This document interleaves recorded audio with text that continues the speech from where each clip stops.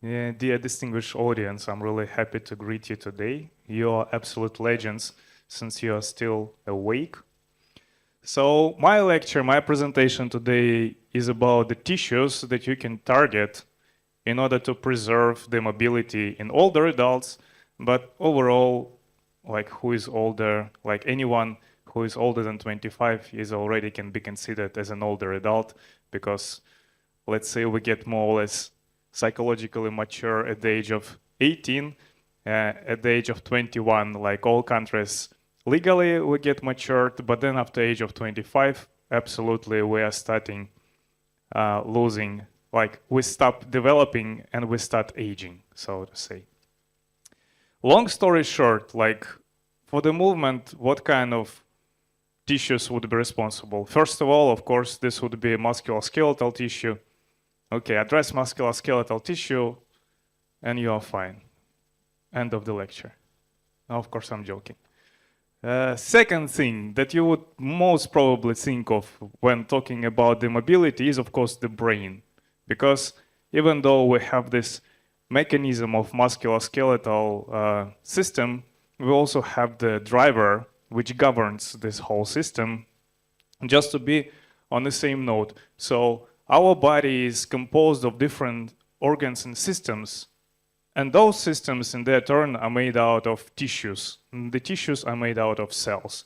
So we can manipulate on different levels to address certain problems. We can manipulate on the system level, or we can manipulate on the organ level. Like in conventional medicine, if some of the organ fails to perform its function, what we do, we exchange the organ, we do the organ transplant. Yeah, so that is how we regain the functionality of the organ that fails to perform its function. We do organ transplantation. Now, before the organ transplantation, if the severity is not that bad, some cases can be fine with just tissue transplantation, right? When there is like a burn, for example, or some massive wound we need to heal up, we are not doing transplantation of the whole organ, which is called skin, right? We are doing just partial transplantation of the tissue, some grafting.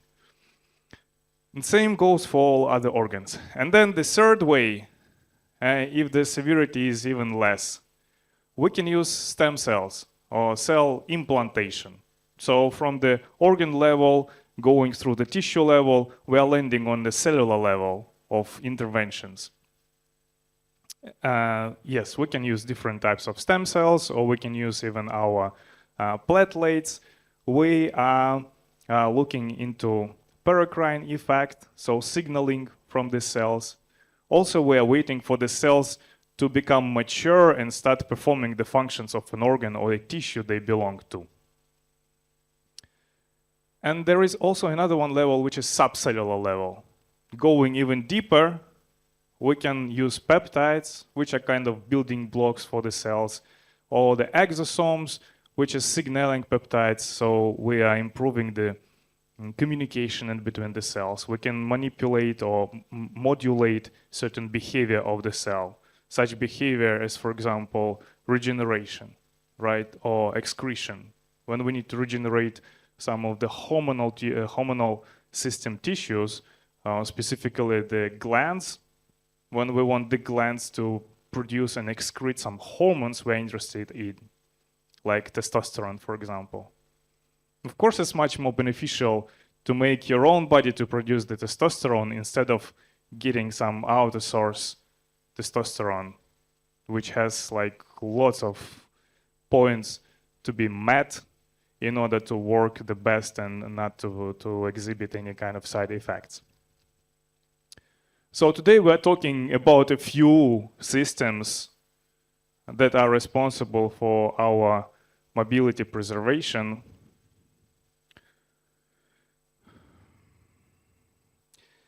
And again, let's just remind ourselves about the tissues and organs. If you don't use it, you lose it, right? I think you all have heard it. And then addressing the first system, which would be musculoskeletal system, it's kind of easy to understand what kind of exercise you can perform in order to maintain the good functionality and the rigidity and so on. So you can do physical exercises, right? When we are talking about the cognitive functions, yes, we can do some problems, some math problems, or doing some puzzles, some quizzes.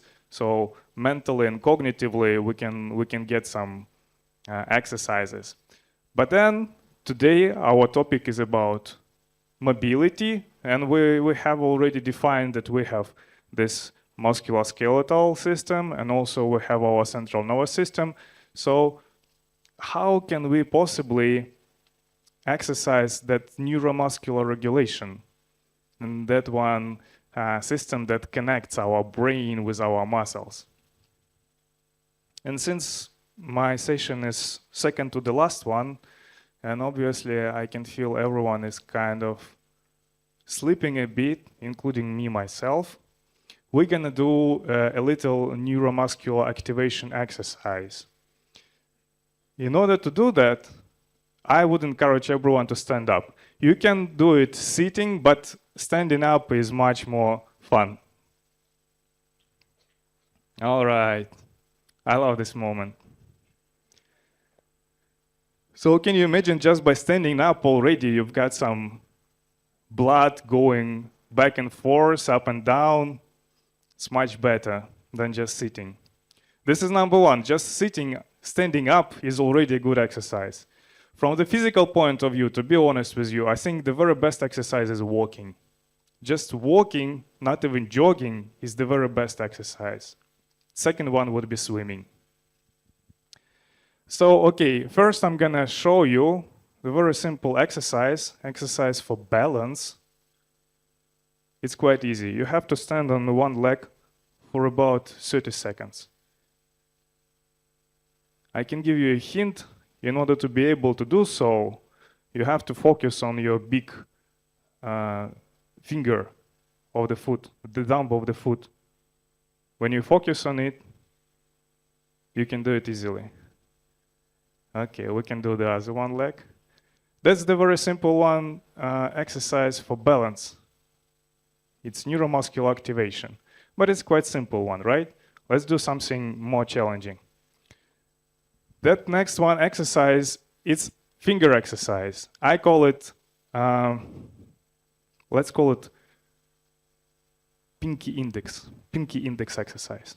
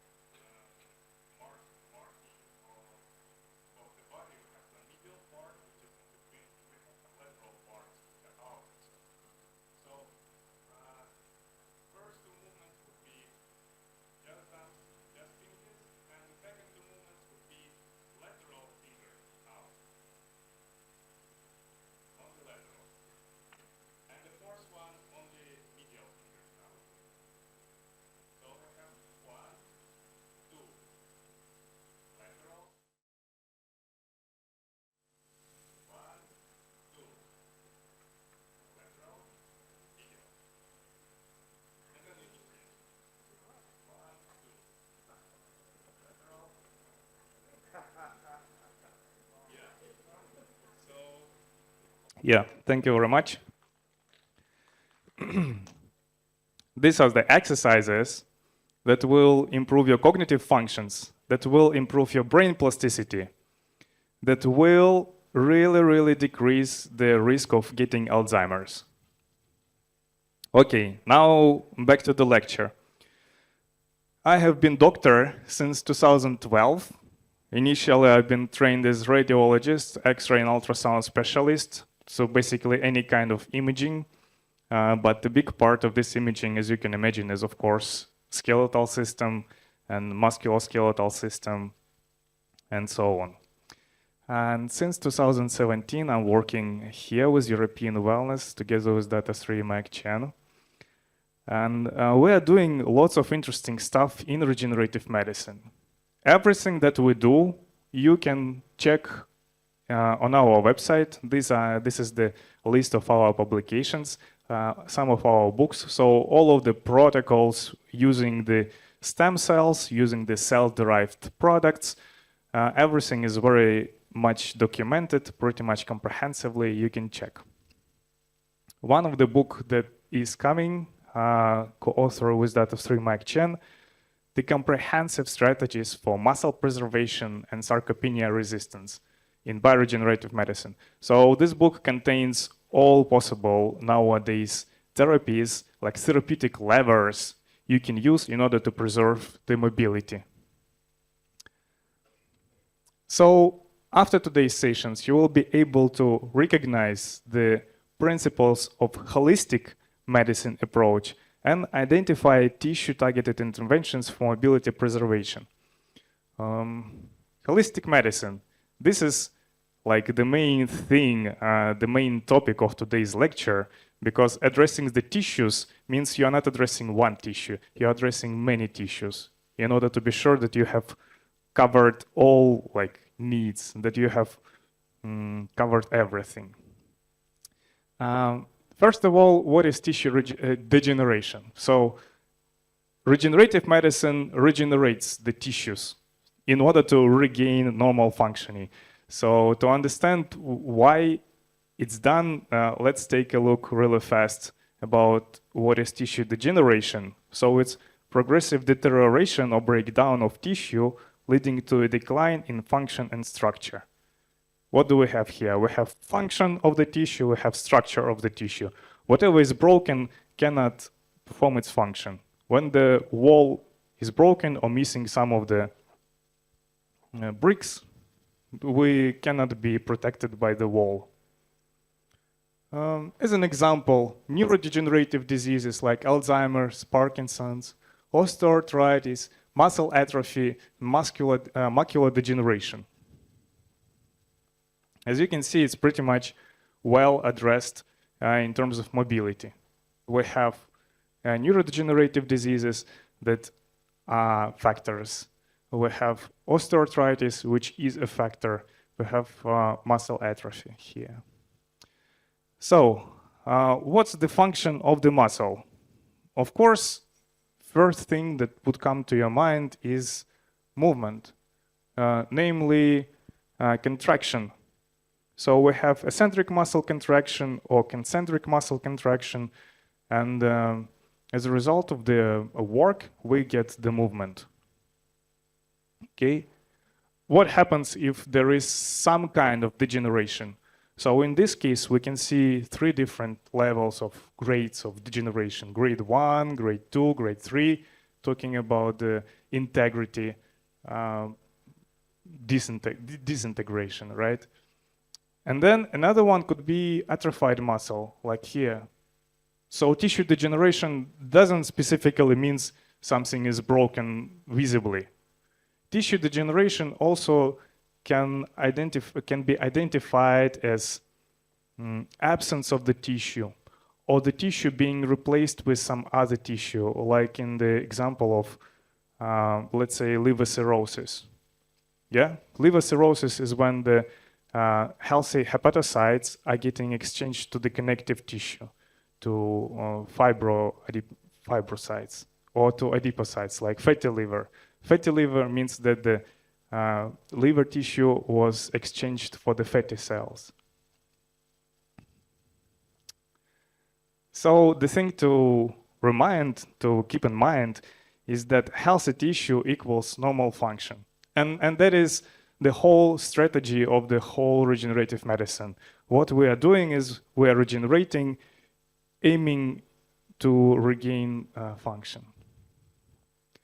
What tissues and functions can we address? Like, what's the area that we can actually deal with, that we can work with? One of the papers, our papers, you can find also by that link in our publications, different types of human cytology, classification, quantitative cell landscape, and numbers, types, and functional diversity. So this paper is quite comprehensively describes all different types of organs and tissues you can work with, you can address, and hence you have therapeutic levers with. So coming back to our musculoskeletal system, what do we have? First of all, let's keep bones, okay? So we do know we have osteoporosis. We will touch a little bit the reasons we have osteoporosis, but let's already jump to the next level. That would be level of the joints. So joints, they are kind of consist of two types of tissues, which is cartilage tissue and synovial membrane. If those are damaged or degenerated, we have this type of manifestation, like joint pain, mostly is joint pain, and stiffness, loss of range of motions, decreased range of motions. Related conditions would be osteoarthritis, meniscus tear, rheumatoid arthritis, synovitis, and so on. But nevertheless, what we are facing is muscle, joint pains and joint rigidity, right? Next, peripheral muscles. About the functions. Main functions generate voluntary movements, so everything that we can control with our mind, like all the movements that we do. Then posture and joint stability, well, more or less obvious, metabolic activity. This is very important. Without muscles, it's very difficult to maintain metabolic activity, but also even cognitive functions are very, very much dependent on muscle perfect functioning, because muscle functioning also is responsible for hormones production. So muscles must work. Many systems, including the central nervous system, including the endocrine system, are dependent on good muscle performance. Next level, we are talking about spinal cord and peripheral nerves. So what do peripheral nerves do? They have sensory fibers and motor fibers that actually send signal to our brain from our senses. And the motor fibers, of course, innervate our muscles. So it's the transmission of the signal from the brain to the muscle. Hence, it's very important. Like without it, we wouldn't be able to perform. So when degenerated, the peripheral muscles, we're facing sarcopenia or cachexia. When the peripheral nerves are damaged, we can face such condition as peripheral neuropathy, sciatica, and so on. Then we go even higher. The neurological point of view of sarcopenia, a very nice paper. So it actually describes that neuromuscular junction from after our muscles. We have neuromuscular junction that has certain processes of degeneration that we can address. Motor neurons that process the signal from the brain, transport the signal from the brain to the muscles. Also, they are going through some degenerative processes. And this can be aging. This can equally be some kind of disease, right? This can be even like mechanical damage or mechanical trauma. Next, spinal cord also, so transmitting the signals from the central nervous system to the motor neurons or being part of motor neurons, and also the brain itself. The brain, besides of having signals and sending electrical signals to the motor neurons, also has a very complex kind of system of communicating of the cells inside the brain, so, which uses different neuromediators. So when these neuromediators get depleted, the function of the central nervous system also get compromised. And here are some of the levels that we can address, like multidimensional levels. We can address any kind of tissues, including those tissues that we have just went through. So what can we do? First of all, of course, it's cellular regeneration. We need to regenerate the cells in order for the tissue to perform its function. Okay, we have all the cells regenerated. How can we take care of the tissue? How can we be sure that nothing wrong is going on and we have done everything we could in order to preserve the very best condition of the tissue? First of all, is mitochondrial support. Then hormonal and endocrine support. So hormonal system is also included into this topic. Cognitive support. With cognitive support, we can do, first of all, as a second one, cellular protection for the cognitive support, but the second one, we can use different kind of nootropics, bioactive stimulants for the cognitive functions. So cellular protection, phosphatidylcholine, vitamin D, the very first and very basic compounds that are required for the cell to work properly. Immune modulation, so we need all the systems to be protected nicely. Metabolic support, of course, the resource of the energy must be managed. So first and foremost, cellular aging, how we can improve and support the cell specifically.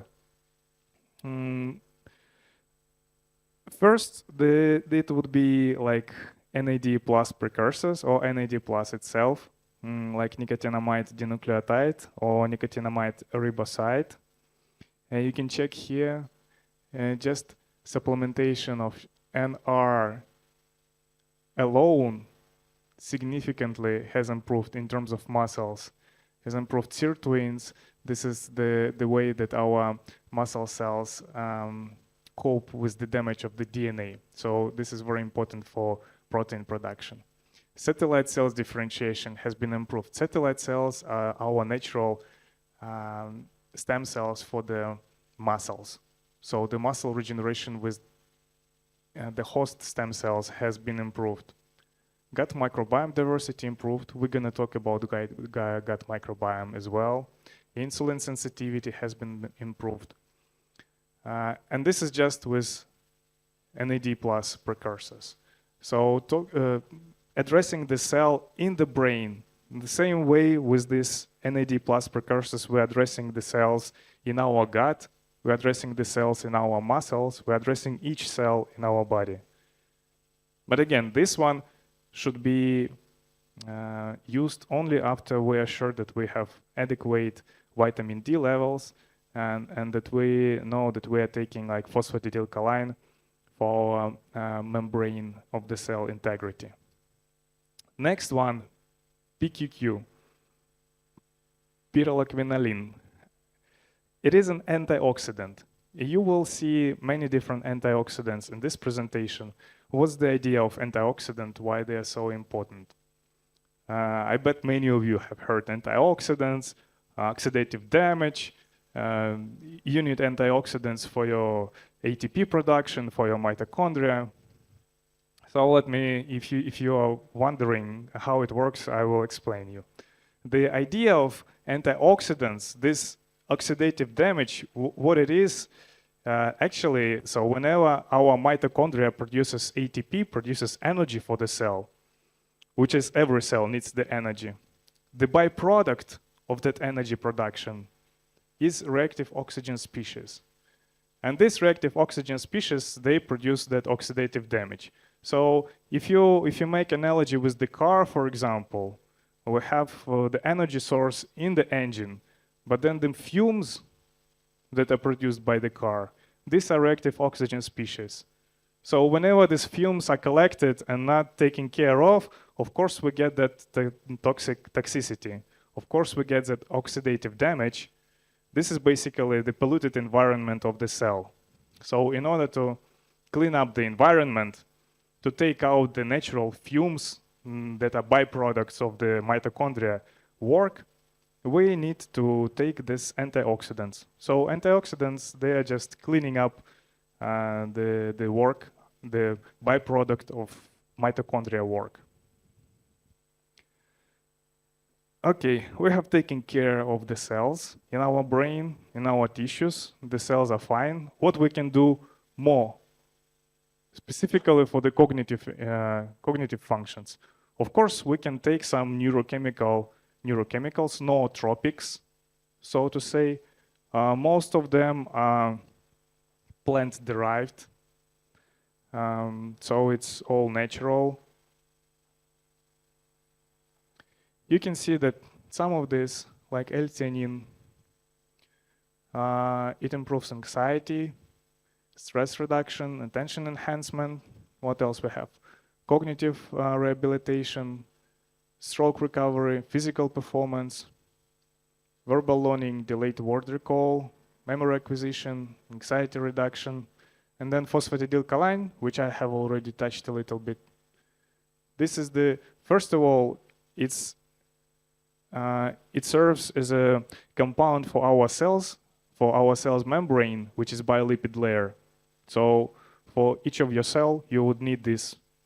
And second of all, it's precursor to neuromediators. So phosphatidylcholine enhances attention and also has neuroprotective effects. And what I want to point out is that just aside from anxiety and stress, right, here we can see there are some overlaps with physical performance, with neuroprotection. So they not only serve specifically for cognitive function enhancement, but also many of them are very beneficial for other things and other tissues. Okay, functional fungi is another thing you should take a look at, because mushrooms, well, depends of course the form which you are taking them in, but primarily like they have again different levels, different dimensions of metabolites and beneficial compounds. First one would be primary metabolites such as carbohydrates, fiber, protein, amino acids. Secondary metabolites like polysaccharides, phenolic compounds, and so on and so forth, up to bioactive peptides that are specific to certain mushrooms. And they are also very interesting. Not only they are improving not only cognitive functions, but also they're improving metabolism, they're improving physical performance. They do have antioxidants and recovery properties, cellular and energy production. So all of that we have touched previously, many things are already covered with the medicinal mushrooms. Now we are coming back or closer to the physical performance. Physical performance is actually, you can optimize it in 3 different levels. At least you can do more levels, but just for any case, for any tissue, for any functioning, for any performance, you can go different levels. And how deep you go, it's up to you, or how high you go, it's up to you. So as an example, for physical performance, you would also try to improve cognitive functions, muscle recovery, and joint health. The foundation layer would be quite simple, primitive, so to say. We can start with supplementation of creatine monohydrate and then also magnesium. But for magnesium, and just for like many others, substances, supplements, vitamins, peptides, whatever you want to try or whatever you want to start taking, you should get your blood test report first. You should take the serum saturation, the vitamin D, for example. Before going and taking vitamin D, get your blood test result. Check the levels of vitamin D. If there is deficiency, yes, go for it. If there is no deficiency, no need to put like 10,000 international units per day into yourself, and because there is no need. Like, it would be wasting of time and money. Same goes for magnesium. Like, you have to have actual biomarkers to work with. You never do anything of this just blindly. So the foundational layer, like, everyone would benefit. Magnesium in case of depletion. Next layer, the recovery acceleration layer. In order to improve recovery, N-acetylcysteine for younger individuals, for older individuals, N-acetylcysteine with glycine. Next one, connective tissue layer. So for collagen, you can be used collagen peptides and branched chain amino acids. Again, in combination with vitamin C, it can even enhance collagen synthesis. Yeah, that was just about the performance improvement. Second thing would be damage recovery optimization. So here we're talking about the degeneration already. If previous slide was just about like improvement, enhancement, here we're talking about the regeneration. And to address the degeneration, of course, there are also different levels of degeneration. And this slide is an example of tennis elbow. So with tennis elbow, we have three layers, so to say. First one is reactive tendinopathy. So reactive tendinopathy is characterized with just some inflammation. Yeah, this inflammation can be due to aging, right? With aging, the acute inflammation is processed much less efficient, which is why this reactive inflammation can transform into chronic low-grade inflammation. So addressing just this initial inflammation can be addressed with bioactive anti-inflammatory, because let's say non-steroidal anti-inflammatory products and other pain reduction products, they do have certain side effects. This one don't. So curcumin, astaxanthin, omega-3 fatty acids as antioxidant, plaque-X or phosphatidylcholine as a cell membrane enhancer. Also like supplements and vitamins like Immunivit, for example. Second layer or second degree would be tendon disrepair. So we already have some degenerative processes. It's not just the inflammation that we cannot cope with. It's already some extracellular degeneration. This is when we can start MO peptides or exosomes. Basically, exosomes is a very specific case of peptides. Peptides are much more wide range of those signaling molecules, cytokines, chemokines. So for very, very simple approach, you can put the equality sign in between peptides and exosomes, just to have really straightforward understanding. And then the third level, degenerative tendinopathy, when there is chronic structural changes with matrix disruption required advanced regenerative interventions for meaningful recovery. So this is already when you should go for heart artillery with precursor stem cells or platelet-rich plasma or mesenchymal stem cells. In our practice, usually whatever condition we're dealing with, most of them are quite severe degenerative processes, but also for revitalization when it is anti-aging program. After we're doing stem cells, we always accompany it with the course of peptides. So PSC, precursor stem cells implantation, is just one session, which will always be followed by mitochondrial peptides 2 or 3 months administration. These are intramuscular 2 times per week administration, at least the protocol. And about the mesenchymal stem cells, this is quite interesting slide. Also, this is our publication. Interestingly enough, that the effect of the mesenchymal stem cells really depends on the source where these mesenchymal stem cells were procured from, and also depends on the dose of the cells. So as you can see, adipose tissue-derived mesenchymal stem cells, in order to have the effect close to amniotic fluid MSCs or synovial membrane MSCs, would have to be in a really, really high amount to have the more or less same type of effect. So you can see that adipose-derived mesenchymal stem cells are not very effective, but this is specifically in terms of arthritis, in terms of joint regeneration, right?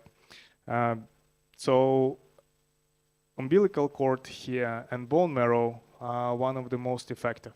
And to be honest, like synovial membrane mesenchymal stem cells are the most effective, as you can see here. The least amount of these cells produce one of the biggest effect.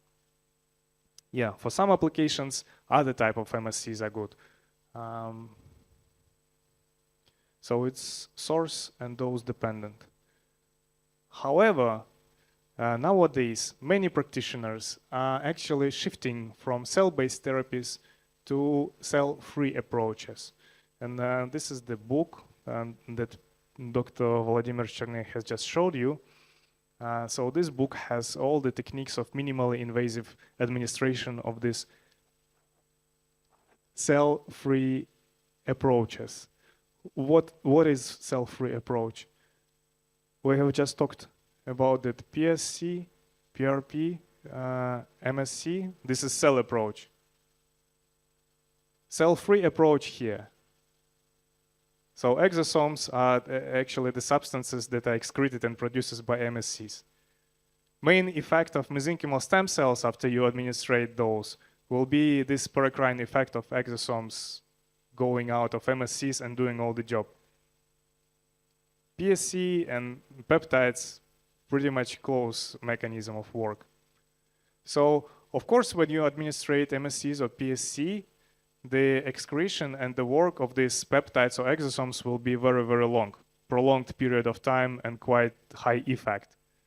But sometimes just exosomes administration, which will produce very much same effect as mesenchymal stem cells, but just on a shorter period of time, maybe not as high as effective, but very close. So sometimes exosomes are more convenient to use. You don't need to use the cells. You can just use the effects of the cells or the products of the cell. Okay, so do we have any products for the cognitive function improvement? And since we're talking about the tissue repairment, the tissue regeneration, hence we need to use some cells of the brain, or at least the peptides of the brain. So this is the list of some peptides, MO peptides or NOP peptides, that we have specifically for the brain. If you want to enhance just particularly like intellect, for example, you would be addressing the frontal lobe. And for that purpose, we have frontal lobe, MO frontal lobe. These are peptides extracted from the cells of frontal lobe. So by administrating these peptides, you're administrating kind of tissue-specific exosomes. You can put it like that. And if you're looking for the cognitive, for the whole cognitive function, not only for intellectual, for example, but for the musculoskeletal system, for example, I know it might be misleading, the name, because the combination is called dementia Alzheimer's combo 1. But this one combination is got frontal lobe in it, extracts from frontal lobe, from prefrontal cortex, from corpus callosum, from cerebellum, and thalamus. And this is the best one combination for overall cognitive function improvement, and specifically in the context of neuromuscular junction. Also, we have such combinations as better sleep, for example, and antidepressant. Because those are important. The mental state is very important. Mental state equals physical state. So stress can alter our physical well-being. Depression, of course, sleep deprivation.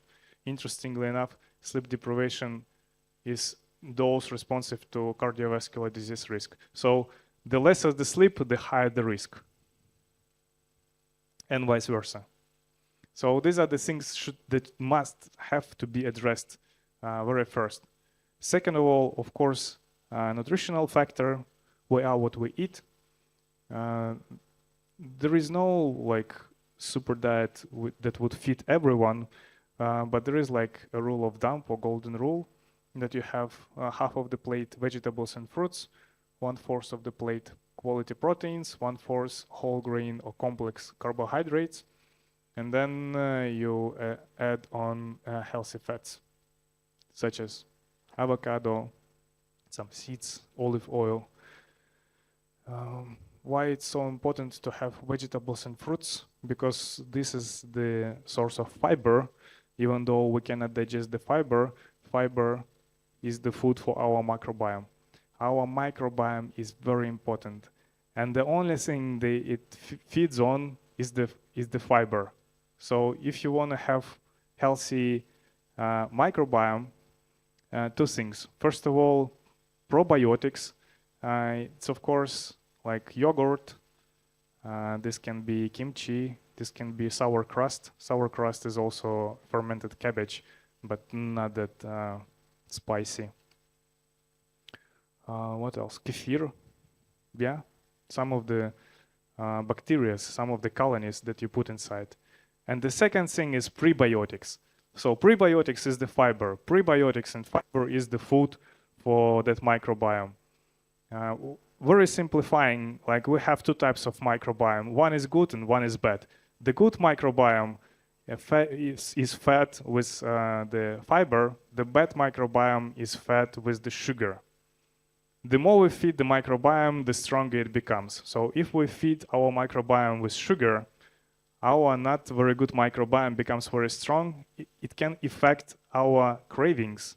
It can actually affect our mood. It can affect our activity. 95% of serotonin hormone is produced by microbiome. So, and there are a lot of different mechanisms by which the microbiome affects our brain. Through the vagus nerve, through the production of some signaling molecules like endocrine pathways. They produce hormones that affect our brain. Immune pathway, so they produce also inflammatory as well as anti-inflammatory peptides, and also neurotransmitters. So microbiome can produce GABA, 5-HT, So these are all the neurotransmitters that are used by our brain. There is also saying that our gut is our second brain. It is true. So a lot has to be done with the microbiome. And one of the products that also can enhance, like what is the tissue that we can improve, that we can add. Of course, it's the intestinal mucosa. This one lining that forms the environment for the microbiome to live in. And it also forms the barrier in between the microbiome and our vascular system, blood system, right? So we have MO, intestinal mucosa. These are the peptides that would increase the this intestinal mucosa of the lining of the gut. So, recovering performance for activity for active adults. These are just some of the things you can look at. Again, we can recognize some mitochondria in work enhancement with antioxidants, supporting of repair and joint recovery with collagen peptides.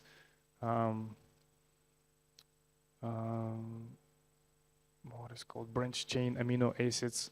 We can put some placental peptides here as well, Also, we can choose some of the medicinal mushrooms. And this is one of the examples how the protocol can look like for athletic performance and recovery. This one touches mostly the physical performance. Together with it, you might want to consider some cognitive functions improvements or enhancement. This is another protocol. So you are covering both systems. Aside from that, we have covered, right, peripheral muscles, peripheral nerves, spinal cord, cartilage synovia. For the brain, we have certain list. Then, of course, we need to address the hormonal system. So the hormonal system, for the hormonal system, we also have a few combinations. One of them is just HPA axis, so it's got hypothalamus, pituitary gland, adrenal cortex for female or for male. Then a bit more complicated combination would also include the sex glands, like testes or ovaries.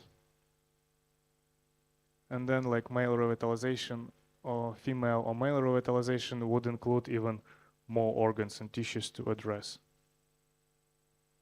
And this is the hormonal system. Now the next level would be, of course, the immune system. And to boost the immune system, which is a totally different topic, however, we also have combinations which are called influenza immune boost, recovery boost, and post-recovery boost. Depends on the objectives, of course, but nevertheless, you can address the thymus, lymph nodes, mesenchyme, super transfer factor. This is like adaptive immunity taken from other host organism and like a cheat sheet for the immune system. Or you can use just thymus, lungs, heart, central nervous system, or lungs, heart, mesenchyme, placenta, CNS, pituitary gland, adrenal cortex. So takeaways from my talk. Holistic approach addresses multiple tissues and organs involved. Hence, reverse engineering this statement, we can see, we can understand that any kind of problem using the holistic approach should look into all the tissues and all the processes that might be involved or anyhow related to the phenomenon that we are working with, right? We're talking about like fingers movement, but actually it's not just muscles or bones. This is our nervous system. This is our central nervous system. And this is our immune system. This is our hormonal system, and so on. And the second one is that these therapeutic levers that we can spot out looking into those different levels and dimensions. All those therapeutic levers must be applied only after you have the actual picture on biomarkers. First, you check if there is deficiency, if there is something not normal. After that, you can do all types of interventions. The effect of which should also, by the way, monitored by those biomarkers.